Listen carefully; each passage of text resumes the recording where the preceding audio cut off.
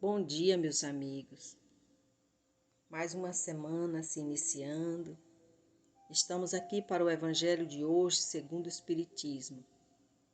É o capítulo 17. Sejam perfeitos. O item é o 11. Cuidar do corpo e do espírito. Pelo Espírito Georges, Espírito Protetor, Paris, 1863.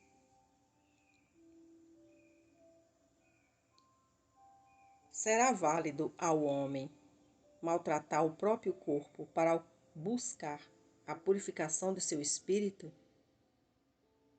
Para responder essa questão, me apoiarei em princípios básicos, demonstrando a necessidade de cuidar do corpo.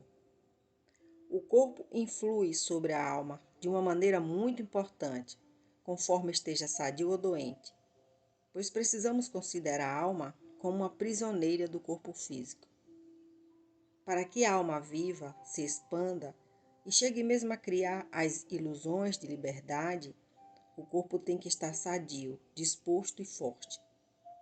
O corpo e a alma devem manter o equilíbrio entre suas aptidões e necessidades tão diferentes. O segredo está justamente em achar este equilíbrio. Aqui dois sistemas se defrontam. Os dos ascetas, que não dão nenhuma importância ao corpo, e o dos materialistas, que querem negar a alma. Dois sistemas violentos e insensatos, tanto um quanto o outro.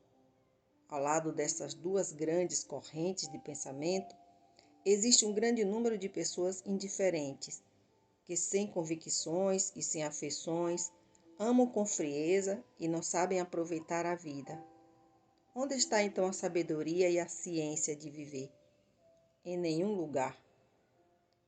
Esse problema ficaria sem solução se o Espiritismo não viesse em auxílio dos pesquisadores, demonstrando as relações que existem entre o corpo e a alma, ensinando-lhe que é preciso cuidar dos dois, pois que um depende do outro. Amem a alma, mas cuidem também do corpo, que é seu instrumento. Ignorar as necessidades que a própria natureza indica é desconhecer a lei de Deus. Não castiguem o corpo pelas faltas que o próprio livre-arbítrio os leva a cometer, pois são tão responsáveis por elas quanto um cavalo mal guiado o é pelos acidentes que causa.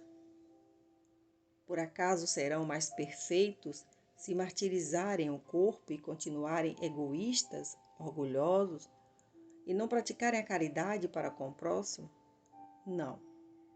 A perfeição não está nesta tortura. Ela encontra-se nas reformas que conseguirem impor a seu espírito, e não ao corpo. O espírito precisa ter o egoísmo e o orgulho dobrados, humilhados, dominados, pois esse é o meio de torná-lo mais dócil à vontade de Deus. É também o único caminho que o conduzirá à perfeição. Que assim seja. Que possamos pensar um pouco em tudo isso que Deus nos mostra. Vamos cuidar do nosso corpo, mas não esquecendo da nossa alma. Que Jesus nos ajude, nos dê sabedoria. Tenham todos um bom dia.